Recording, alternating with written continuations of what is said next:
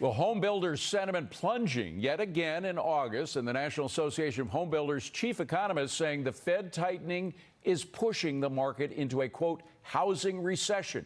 Joining me now is former Fannie Mae executive Tim Rood. Well, there is some good news, by the way, that prices are coming down, but it may be that they're coming down for the wrong reason. Demand destruction. You add inflation with the higher rates, and that may be why the prices are coming down, because people aren't buying the way they were. Yep. Hey, David, how are you? Hi. Yeah, I think you've got a combination of things. I mean, look, the great housing correction that we've all been waiting for seems to be upon us. That's not the same thing as a collapse. Now you have the existing home market, which are all the resales, and then you've got the new home market. They're acting quite differently. The new home market, I mean, just look at the builders.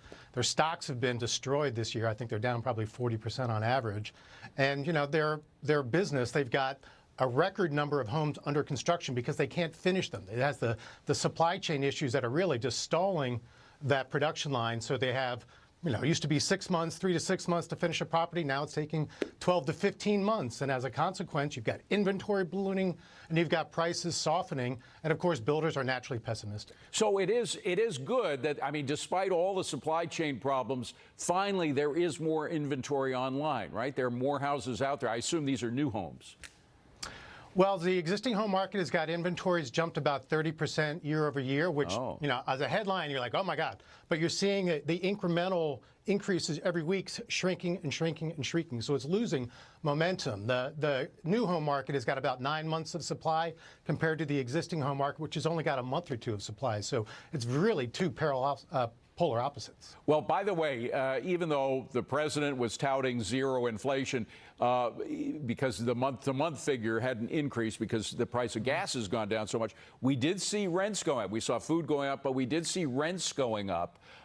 Is that going to continue, do you think? I mean, is there any hope for those renters out there who are worried about inflation? Yeah, I mean, it's no picnic in the rental market, that's for sure. Just like the housing market. You're actually seeing that where you're seeing home price appreciation taper down a little bit. It's still positive, but it's just going down a little bit. The rental stuff is really being buoyed above that. And look at housing as kind of an inflation hedge, right? If you buy a house and you have inflation, all right, well, that's not the worst thing in the world, right? Because my property values are going to go up at least somewhat consistent with the home price appreciation. And I've locked in my interest rate. So I'm kind of protected there. It's quite the opposite on the rental market. As interest rates go up, landlords look for the opportunity to increase rents.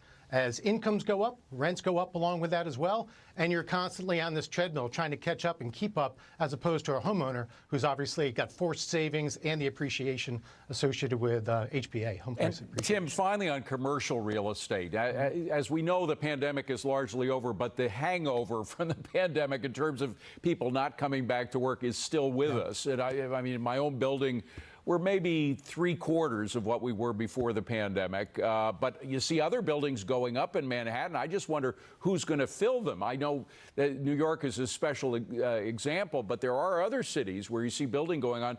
Are we in the midst or the beginning stages of a commercial real estate problem?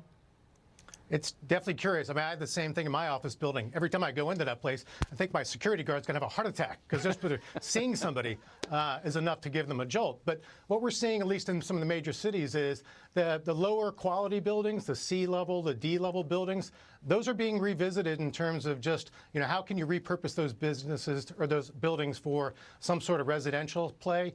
I think on the higher end of the market, the Class A buildings seem to be pretty durable. Those are long-term leases, and these contracts to build these things have been in place for a long time.